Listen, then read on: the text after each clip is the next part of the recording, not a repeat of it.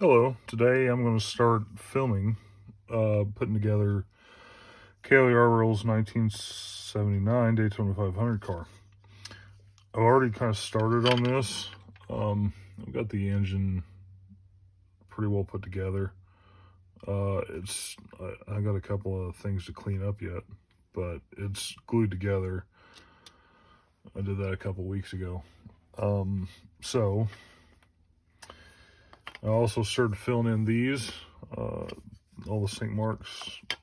I still got some work to do there. But first thing I do is start out, when I'm building one of these, is putting two chassis halves together. And on the Oldsmobile, you make it as short as possible. It goes all the way to the front hole. So I'm just test fitting to make sure it all fits good. I want to put my cement in there.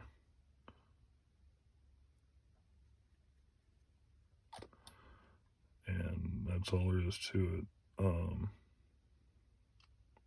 The Monte Carlo is different. I think you go to the third hole on the Monte Carlo, but on this Oldsmobile, you do it all the way the shortest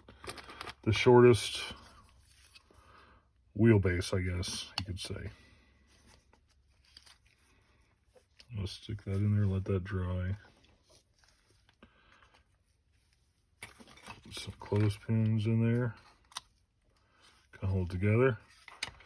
That's what we got.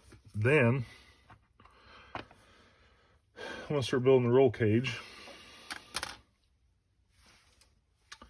I did some airbrushing because I had some leftover red on what I was doing. I just got an airbrush for Christmas. And I don't know why I've waited so long to get one. They're amazing. My recommendation, honestly, is save your money up and get one. The airbrush I have isn't an expensive one. I think it was like $70 or $80 on Amazon, and then the compressor is about the same. So, and it's a dual action airbrush, gravity feed. It's a no-brainer. I can't believe I waited so long. It just makes painting so much easier. And it turns out a lot better. You don't have any brush strokes and anything. But I understand some people aren't comfortable or don't want to do it. That's fine. I would think about it seriously. Like I said, I don't know what took me so long to do it. So, next thing I want to do is just get the roll cage prepped. So I'm cutting out all my roll cage parts, which, see, you got the two sides. These are going to be the back bars that run across. These are going to be the lower two. Then there's one up here that is the top one, because it's got the roll bar padding in it. Just get that one out. Track shaft I'll leave in there. Go ahead and take this bar out too. That goes along the front. These are the back rails. Go ahead and take those off. And I might as well get this piece off too. So pretty much clean that tray out, except for the drive shaft. So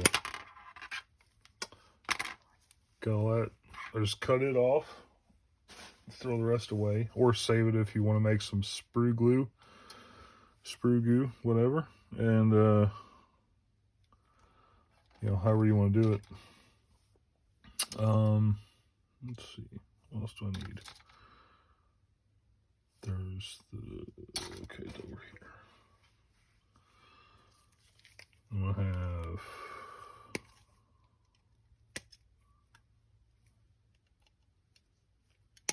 get this top bar out of here. This one as well.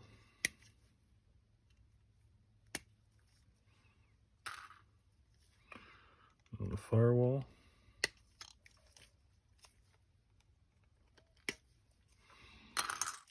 All right, that should be everything for the basic chassis.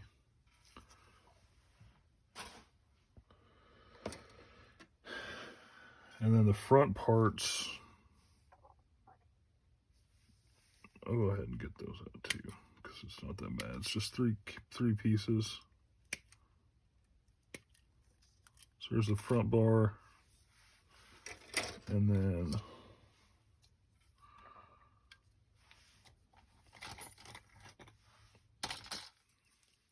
these. I was going to set those off to the side. It'll be a little bit till I get to them. So, all right. Oh, and these go too, actually.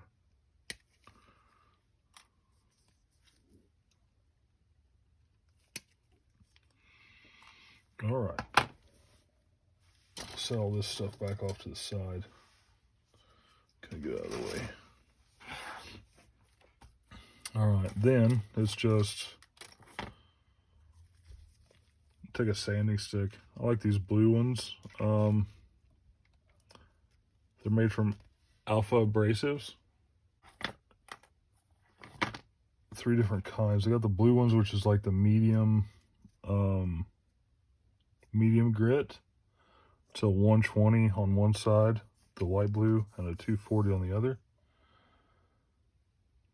That's the other way around. 120 on the dark blue side, 240 on the light blue side. Then they got a dark gray, which is even coarser. I don't know what grit that is. Then they got a white one, which is finer grit than what this is. So it's a good idea to have all 3, honestly. I do use the blue the most, though. We'll say that. So this seems like a good all-around sanding stick. So just going to go through and clean up all of our mold lines in here. Something else we got to do on these side ones is nip this little flag off of there. This part is going to go in these holes in the chassis right here. So kind of try to smooth that out. You can always test fit it too. Need a little bit more work there.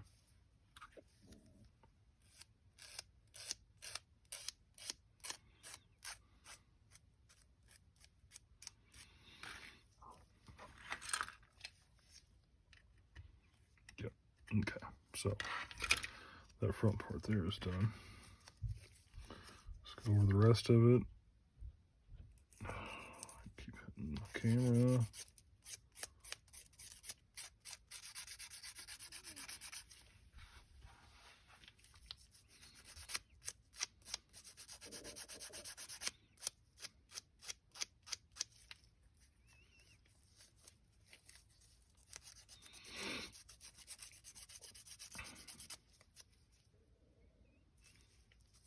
All right, so the trivia I have today is about Cale Yarborough, who obviously is the car I'm building. His first race in the Cup Series was in 1957. He was 17 years old, and he snuck in. It was at Darlington, like I said, the Southern 500. He snuck in, and I forget whose car he was driving, but they caught him in qualifying. So then they kicked him out and said he can never drive again. So he snuck back in the day of the race and ended up driving anyway. And then he got found out there because the guy that was supposed to be driving was just kind of hanging out in the garage area. So And the way he got in there is so you had to prove your age with a birth certificate. He knew somebody that worked that could make him a fake document, a fake birth certificate to get to race, because you had to be 21 at that time to race in the Cup Series. So anyways, that's what he did. And I mean, he deserved to be there, because honestly, he's a badass. I do like Cale Yarborough a lot. I've met him once at a kind of a meet and greet deal at Louisville Motor Speedway in the early 90s. I got his autograph, and like I said, Dale Earnhardt is my favorite driver. Cale Yarborough is up there for me. I never got to see him race. I never got to see him race live. The first live race I went to was in 1991 at Michigan, and I was 11. So, but it was a good time. I've been going pretty much ever since. I'm going to the Nashville race this year. Can't wait for that. My wife is going, and she's never been to a NASCAR race, so hopefully she enjoys it.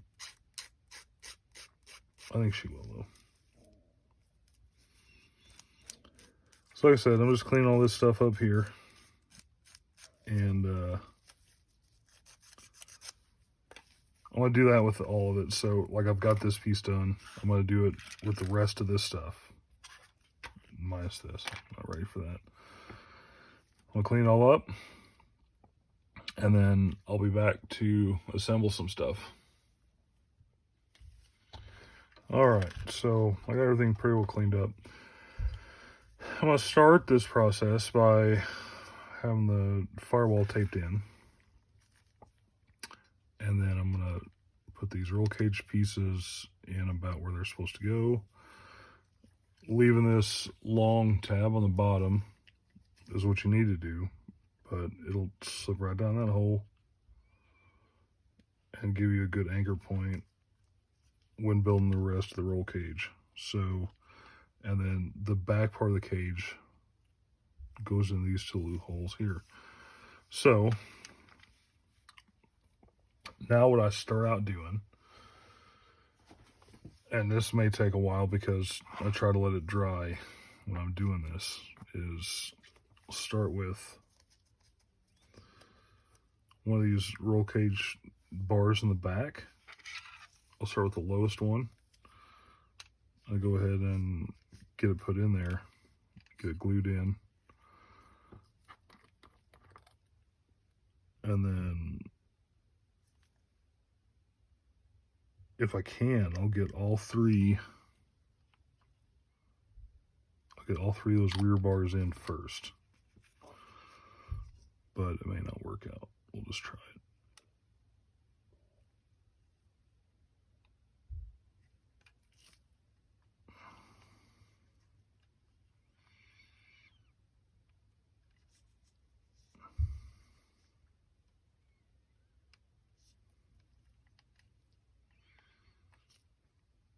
Okay, so the first one is in.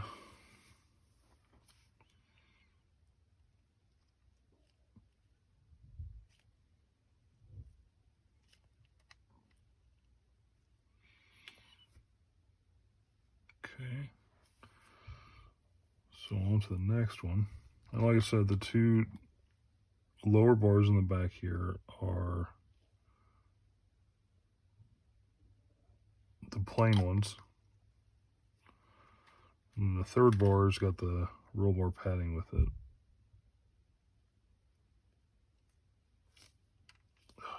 Okay.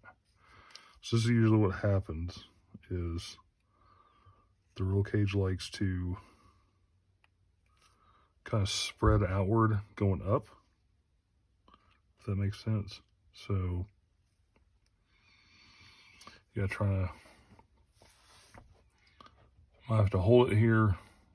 I need to get a different size rubber band or something. The rubber band I have, I've got two of them. One is either too loose, where it doesn't keep it tight, where it won't stay together, or it's too tight and it just distorts everything, which you don't want. So I don't know, I just need to get like a bag of rubber bands, miscellaneous ones, to kind of help me out here. But so yeah, I just tested it and it's still not ready to, it's not completely dry. I'll add a little bit more in here.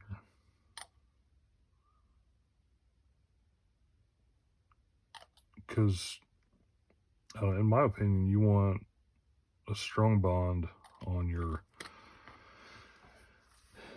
in really three areas: your roll cage assembly, your rear end, and your front suspension. All that you want pretty strong, because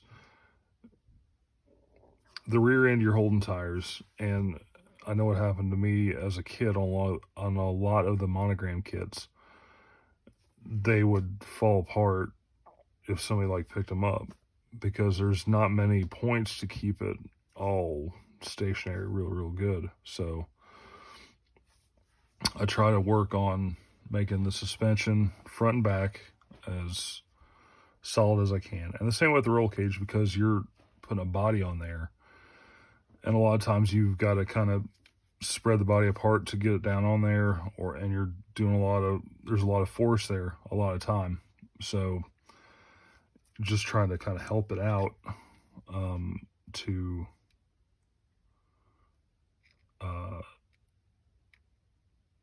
just so you don't have some kind of catastrophe later on.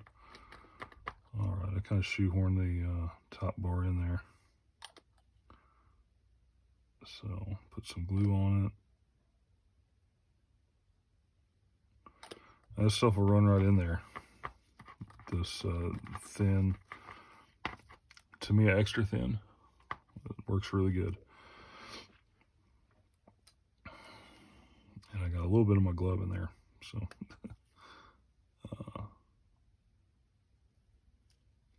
see it pulled apart there.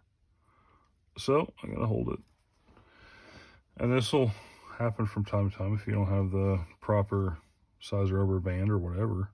If I did, I could put it around there and I can move on to the next thing, but I don't. But it's not a big deal. So the next part I'll do after this dries enough will be to put the top roll bar in, or the top cage area, and then I'll put in the crossbar, this one, to go in there. Figure out how it goes. It goes this way. Maybe. No. I'll have to look at the instructions to figure out which way this goes, because I don't remember. And then after I get this and this in, then I'll put this in. And this is what I did on Donnie Allison's car. I cut these off when I put it in there. I'm going to try to put these in the right way. I've never really had them work. It seems like when you put it in there, it wants to spread the cage out, so it ends up doing this to the roll bar. It kind of bends it, and they don't line up anyway. So I don't know. I'll see what I do when I get to that point. I'll try to put it in the right way, but if it's still going to stretch out, which I think you see there, it is. It's too long. So yeah, I'm going to nip these off and just let it bow up there anyway. And I'll probably glue it to the firewall, like where it bows in the centerpiece. So, all right. I'm gonna let this dry for a while, and I'll be back, and we'll put in some more roll bars. Okay, so I've got this dried up pretty good. So if you look at the top, I know it's going to be hard to see because it's in white, but this kind of goes in, and so does this, but this is kind of straight across, so it's tweaked a little bit. Like this side is, the driver's side is, is either pushed in too far, or the passenger side is pushed out too far. So what I'm going to do is I'm going to glue this point, and this point, make 3 points, and then I'll come back and glue this 4th point after all this sets up real good. So that's what I'm going to try to do anyway. Let's see.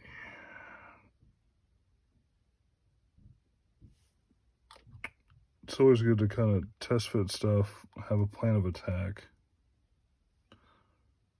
you know, figure out what you're going to do.